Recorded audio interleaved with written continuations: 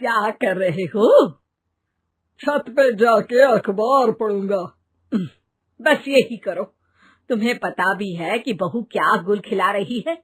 उसने नया Facebook account बना लिया है। रोज 10 फोटो डालती है। हमारे परिवार की तो नाक कटवा देगी ये। और तुमको ये बात कैसे पता चली? अरे पड़ोसन ने बताया। उसकी बहू भी फेसबुक पर है ना, तो उसको पता चल गया। हाँ हाँ, जैसे तुम तो बहुत भोली हो। पड़ोसन रोज सास को उसकी बहू के नाम पर भड़काती थी। आज तो आपकी बहू कह रही थी मुझसे आके कि आप दिन भर खाती रहती है, खा खा के घटोत्कच हो गई है। क्या? उसने मुझे घटोत्कच बोला? अरे वो खुद ना कटी सुपर्णखा है। आप कह रही हो तो सही होगा, लेकिन आप उसको बताना मत कि मैं ये सारी खबरें आपको देती हूँ। शाम को जब बहू पड़ोसन के पास जाती है, आज तो तेरी सास तुझे सुपर्णखा कह रही थी, कल ताड़का भी कह देगी। पता नहीं इतनी अच्छी बहू मिली है, फिर भी वो तुझे राक्षसनी क्यों समझती है? आप कितनी अच्छी हैं। आप मेरी सास की हर बात मुझे बता देती हो, वरना मुझे पता ही नहीं चलता कि वो मेरी पीठ के पीछे इतनी बुरी बात करती है। चालाक पड़ोसन रोज ही दोनों सास बहू के सामने उन दोनों की ही बुराई करती और चुगली करके बातें बता देती, ताकि दोनों में हमेशा लड़ाई होती रहे।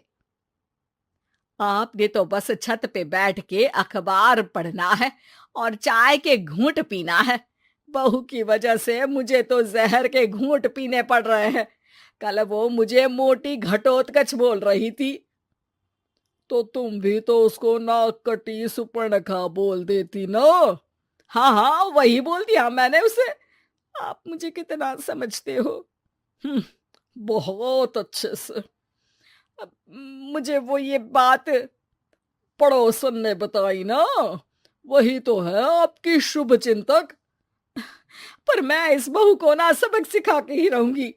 जरूर सिखाना चाहिए, पर आज तुम मेरे साथ शाम को छत पे बैठना, एक तरकीब बताऊंगा। बिल्कुल बिल्कुल, कितना ध्यान रखते हो जी आप मेरा। मैं ना सब ध्यान रखता हूँ। शाम को जब सास और ससुर छत पर बैठे होते हैं कि यहाँ खड़ी हो जाओ, यहाँ से ना तुमको पता चल जाएगा कि बहू की अगली चाल क्या है। अच्छा, कैसे? सवाल मत पूछो, जैसा कह रहा हूं वैसा करो। थोड़ी देर में ही छत पे बहू की आवाज आने लगती है। मेरी सास लायक ही नहीं है, मुझे पता होता तो सास बहू की भी कुंडली मिलवा लेती पहले ही। तेरी सास तो मुझे भी पसंद नहीं है, मेरे पास जब भी आती है तेरी बुराई करती रहती है। कभी सुपर्णखा कहती है, कभी हिडिंबा कह के कामचोर भी बोलती है, अरे कभी कभी तो चुगलखोर भी बोल देती है। काश आप जैसी होती मेरी सास। ऊपर छत पे पड़ोसन और बहू की आवाज सुन के सास के होश उड़ जाते हैं। समझी? जी समझी। सुबह तुम्हारे सामने ये बहू की बुराई करती है और शाम को बहू के सामने तुम्हारी।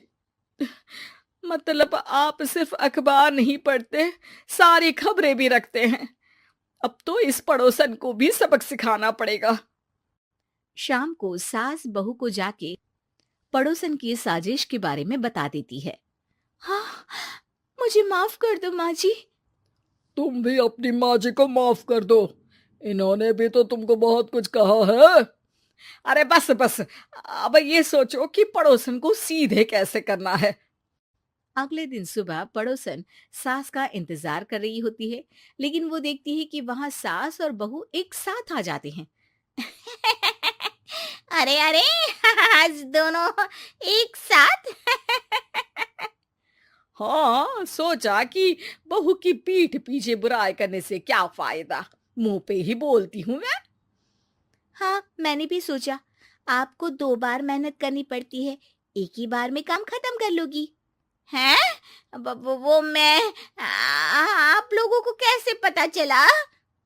क्योंकि ऊपर वाला सब देख रहा है। पड़ोसन ऊपर देखती है, वहां ससुर खड़े होकर हंस रहे होते हैं। "अ, मतलब आप हमारी बातें सुन लेते थे?" हाँ, सुन लेता था और मजे भी लेता था। आपको तो शकुन ही होना चाहिए। क्या चाल खेली है आपने, एकदम सास बहू के सीरियल जैसी। तो बताओ पड़ोसन जी, मेरी बहू ने आपसे अब मेरे बारे में क्या बोला? यही बोला कि सास बहुत अच्छी है, बहुत ध्यान रखती है। अच्छा, और सास ने मेरी क्या बुराई की? नहीं ना की बुराई, हमेशा तारीफ करती है। भगवान सबको ऐसी सास दे। मेरी गलती है जो मैंने आप लोगों में आग लगाने की कोशिश की। पर छत पे लगा हुआ सीसीटीवी, यानी कि शर्मा जी सब देख रहे थे। हाँ जी, मुझे माफ कर दीजिए। माफ क्या, आपको तो अब हम साफ ही कर देंगे अपने वालों की लिस्ट से। आज से आपकी और हमारी बात बंद, लेकिन बुराई जारी रहेगी।